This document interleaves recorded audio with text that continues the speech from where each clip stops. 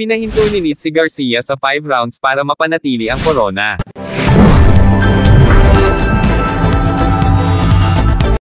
Bacolod City, ito ay si Donnie Ahasnit sa kanyang pinakamahusay na Sabado ng gabi, na pinilit ang Mexican na si Raul Garcia na huminto sa kanyang dumi pagkatapos ng 5 round at napanatili ang kanyang World Boxing Organization Light Flyweight crown sa headliner ng Pinoy Pride 36 sa University of La Salle Coliseum.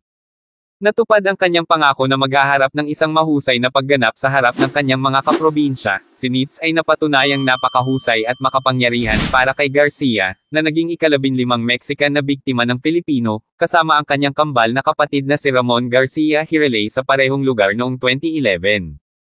Sa pag-type ng kanyang dominasyon, 2 beses na ibinagsak ni Nitz si Garcia sa ikatlong round, una sa kaliwa diretso sa ulo na sinundan ng isa pang kaliwa sa katawan. Si Garcia ay hindi nagtagal at muling ibinaba na may karapatan sa katawan sa pamamagitan ng pagmamalaki ng kalapit na bayan ng Murcia. Alam kong mayroon ako sa kanya mula sa unang round, sabi ni kay Nitz sa Filipino. Nakita kong hindi na kailangang magmadali dahil masakit na ang kanyang katawan. Ayon kay Nitz, ang laban ay naging lamang kung ano ang inihanda niya at ng tagapagsanay na si Edmund Villamor, sa paghahanap ng kanyang saklaw at pagtagos sa mga depensa ng Mexican.